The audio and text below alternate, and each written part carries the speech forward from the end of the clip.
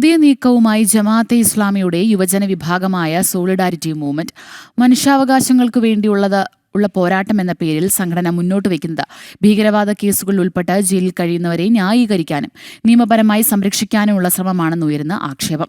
എന്നാൽ സംഘടനയ്ക്കെതിരെ NIA നേതൃത്വത്തിൽ നടക്കുന്നത് വെറും കഥമെനയിലാണെന്ന ജമാഅത്തെ ഹിന്ദ് സെക്രട്ടറി ജനറൽ ഹാരിഫ് അലിയുടെ പ്രതികരണം. മതരാഷ്ട്രവാദം മുന്നോട്ട് വെക്കുന്ന ജമാഅത്തെ ഇസ്ലാമിയുടെ യുവജന വിഭാഗമാണ് സോളിഡാരിറ്റി യൂത്ത് മൂവ്മെന്റ്. മനുഷ്യാവകാശങ്ങൾക്കായുള്ള പോരാട്ടം എന്ന പേരിൽ സംഘടന മുന്നോട്ട് വെക്കുന്ന പ്രചരണം ഭീകരവാദ കേസുകളിൽ ഉൾപ്പെട്ട് ജയിലിൽ കഴിയുന്നവരെ ന്യായീകരിക്കാനും നിയമപരമായി സംരക്ഷിക്കാനുമുള്ള ശ്രമമാണെന്ന ആക്ഷേപമാണ് വിവിധ കോണുകളിൽ നിന്ന് ഉയരുന്നത്. ഇതിനിടെയാണ് രാജ്യത്തെ സ്ഫോടനങ്ങൾ ആസൂത്രണം ചെയ്യുന്നത് ഹിന്ദുത്വ തീവ്രവാദികളാണെന്നും ദേശീയ അന്വേഷണ ഏജൻസിയായ NIA നേതൃത്വത്തിൽ നടക്കുന്ന അന്വേഷണങ്ങളിൽ കഥകൾ മെനയലാണ് ഉണ്ടാകുന്നതെന്നുമുള്ള ആരോപണം ജമാഅത്ത് ഇസ്ലാമി ഹിന്ദിന്റെ സെക്രട്ടറി ജനറൽ ഹാരിസ് അലി നടത്തിയത്.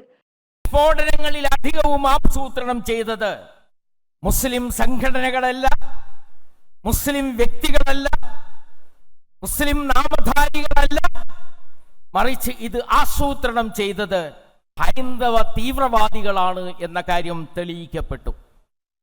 ഇന്ത്യയിലെ NIA ഏറ്റവും നല്ല കഥയെഴുത്തുകാരാണ് മോശം ഇംഗ്ലീഷിൽ എന്ന് പറഞ്ഞിട്ടുണ്ട്.